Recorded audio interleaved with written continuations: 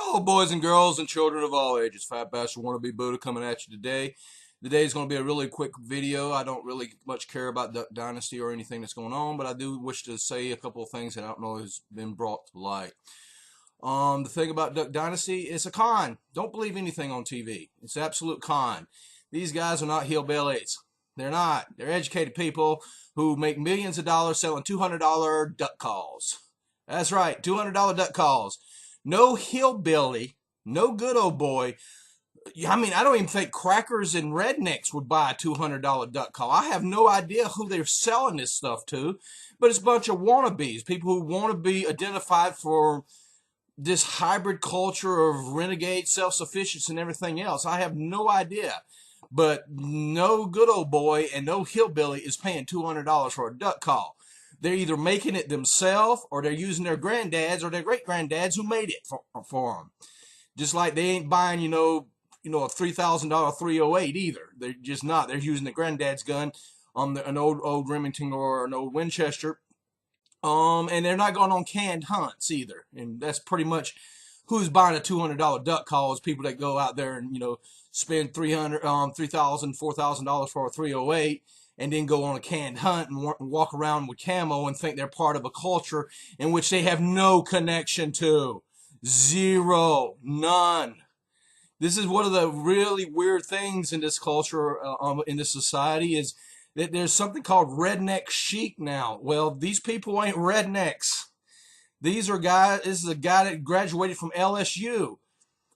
I had 20 generations in the South, and I'm the first one to go to college.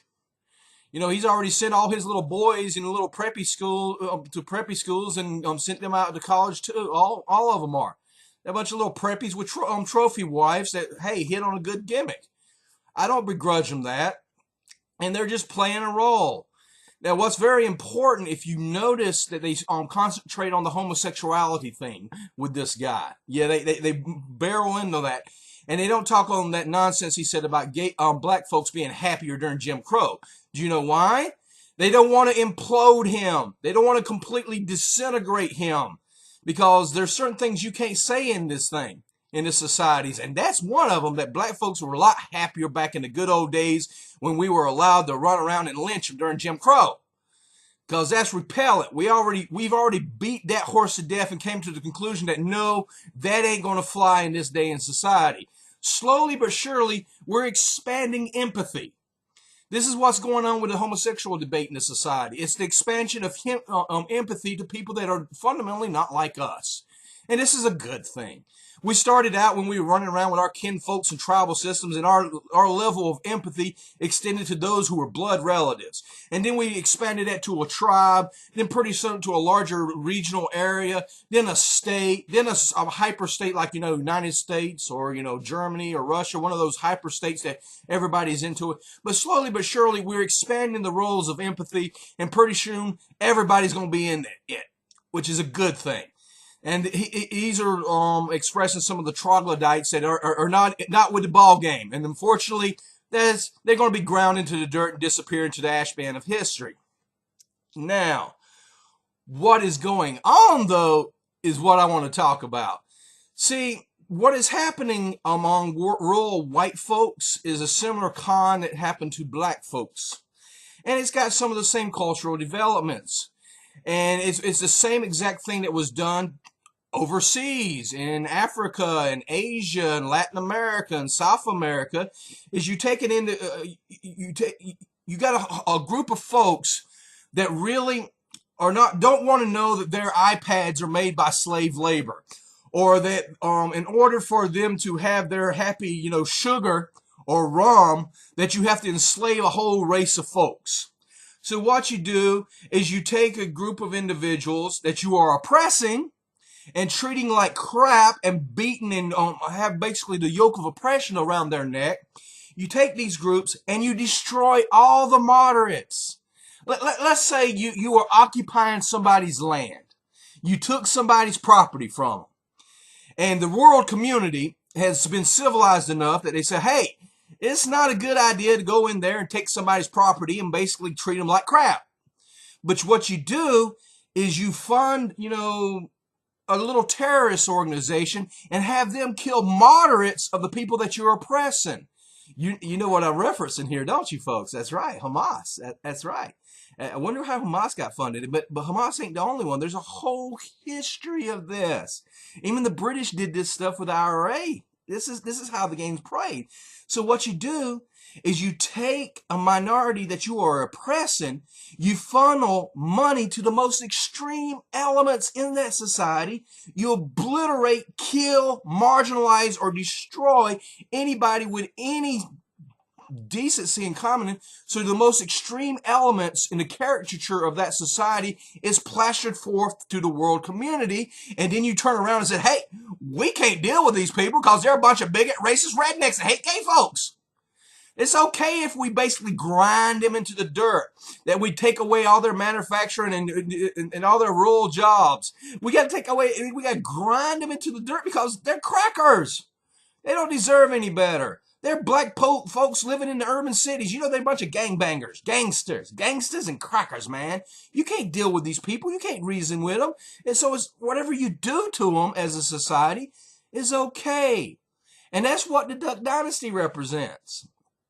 He's an individual that they funneled a massive amount of money to here and there, gave him a national platform to basically alienate a large portion of the society and thinks that Southern poor white folks are a bunch of racist rednecks. Well, some of them are.